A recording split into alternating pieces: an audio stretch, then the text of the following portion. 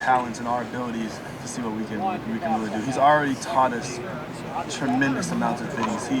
The knowledge, the techniques that he has, and he knows, and the perspective that he brings, it's great.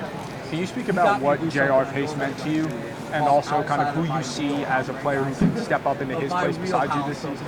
Yeah, J.R. Pace, that was my big brother, man. He taught me a lot. He taught me how to be a leader. He taught me how to have confidence out there.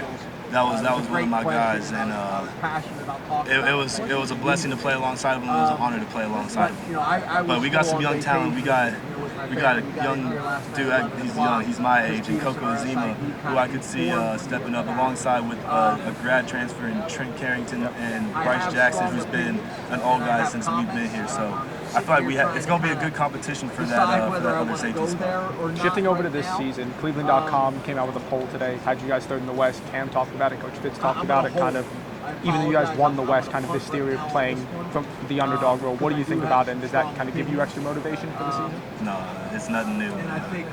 To be ranked third in the West is probably better than what we were ranked last year. So, I mean, like I was saying earlier, we get ranked third, something like that, I'm like, wow, that's a first, because we usually get ranked last and we go ahead and shove it to the side and go do what we do. And with your opener a little more than a month away, you saw Michigan State last year, but they lost 27 guys in the portal. They brought in 19. How different is it when you try to prepare for a team that had so much turnover in just the offseason? Yeah, I have an answer. It's trusting in the coach's game plan.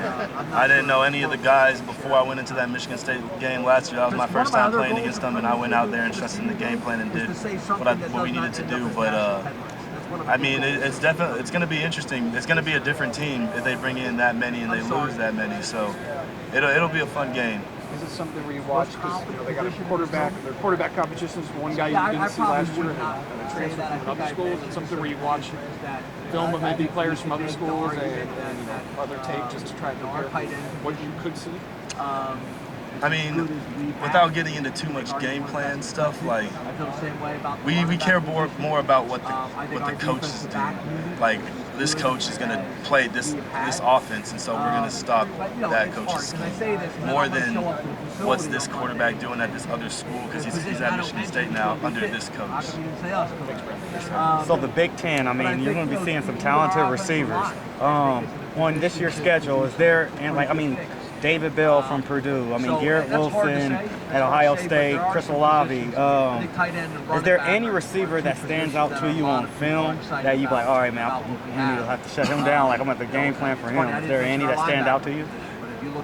Without saying I've looked at every single Big Ten team, obviously Garrett Wilson and Chris Olave are going to be great, which unfortunately they're not on the schedule this year now that I think about it.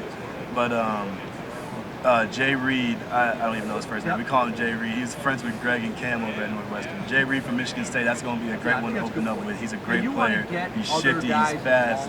I'll talk about Cameron Mitchell. They're good buddies, and he's going to be a good one to open up the season.